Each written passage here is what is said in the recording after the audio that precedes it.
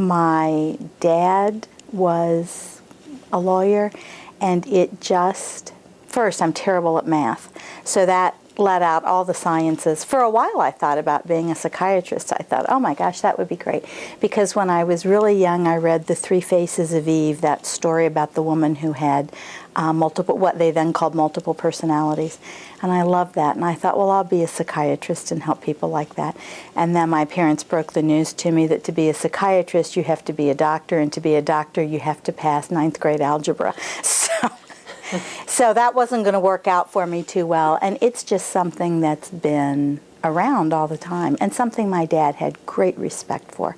And we had law books around the house, and it just sort of settled on me. What area of the law do you specialize in? Employment law itself, which is half litigation and half advice and planning and preventative things. I do both of those. And then there's traditional labor, negotiating contracts, handling grievances and arbitrations, and I do all of that. What has been the most rewarding or maybe memorable experience for you during your law career? When you say the most rewarding and the most memorable, I pop up two different screens in my mind. The most rewarding have been, there have been individual things about the Bar Association and things like that that have been rewarding, but truly it is if a perfect stranger calls you up and says, so-and-so said I needed to talk to you, I have X, Y, and Z problem, and you know how to help him.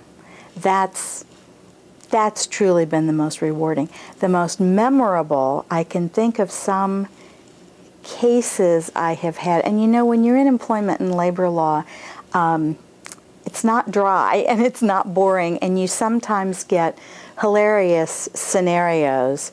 And I've had a couple of them, usually related to sexual harassment cases, that just pop right up to mind when you say memorable. Mostly defendants who didn't know how to behave themselves and were unwittingly funny in the process. Not funny to the plaintiff, of course, but funny to me, thinking, how can anybody be so stupid? In today's economic climate, what types of issues are coming up for you as an employment law lawyer? Well, we're seeing a lot more charges of discrimination, and I think that's for this reason.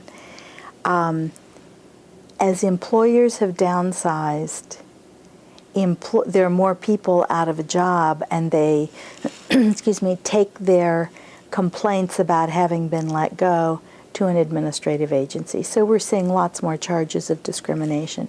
Probably a few more lawsuits than we were seeing before for those very same reasons, because people are out of work and they're angry, and angry people sue.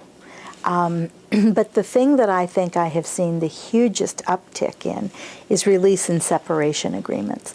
Those are contracts, really, that a departing employee is offered, and the choice isn't stay or get the contract. The choice is you're going. You can leave with some extra money to which you wouldn't otherwise be entitled, or you can just leave. If you weren't a lawyer, what would you be doing? That's the easiest question of all.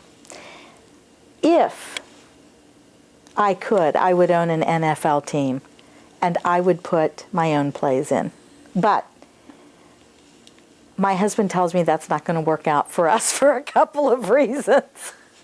So I would either be director of player personnel on an NFL team, or I would devise some incredibly brilliant way of teaching football players how to learn the playbook faster and more surely, and then I would sell it to wise NFL owners. But all that is totally off the table if Coach Tressel comes calling, because I would be loyal to my Buckeyes and I would go there first.